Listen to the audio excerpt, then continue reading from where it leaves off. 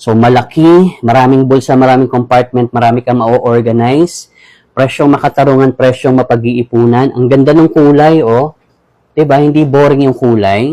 So ito nga pala si Eclado. So tama ba yung pronounce ko? Eclado Travel Backpack, Maleta Backpack. 'Di ba? Hindi ko na iisa-isahin yung bulsa sa harap ha. Ayan, tatlo po 'yan. Kung marami po kayong mga kung ano-anong kuyagot, ma-organize mo diyan sa tatlong bulsa na 'yan.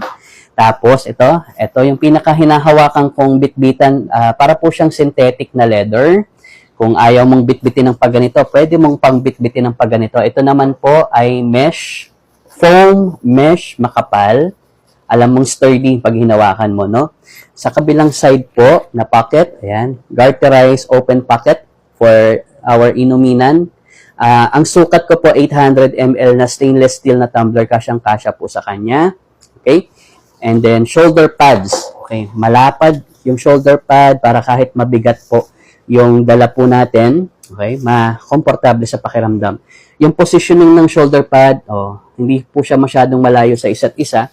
Ang maganda po dito, lalo na kapag po bata yung magsusuot o maliit na tao, no? And then kung mabigat po yung bag, hindi po siya yung malalaglag na ganyan. Okay? 'Di ba? Komportable po siya kahit mabigat yung bag. Since malapad, kalat yung puwersa. So kahit mabigat yung dala po natin, hindi tayo mangangalay ka agad. And kung mangalay ka man sa balikat, yan, pwede mong bitbitin ng pagganito, pwede mong bitbitin ng pagganito pa. Okay? Tapos sa likod, okay, ito yung likod naman po niya. Kung dadalhin po natin sa airport, pwede po nating isabit.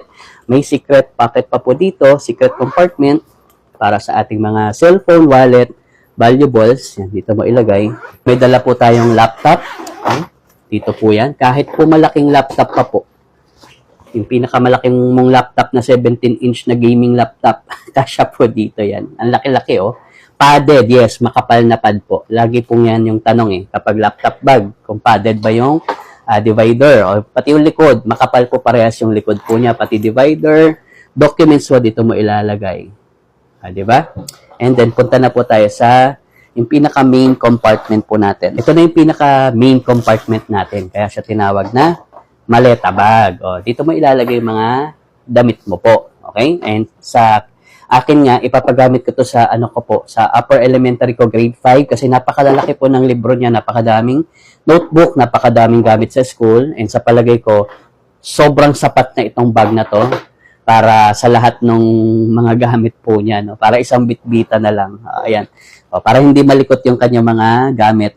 Ayan, talik natin. Para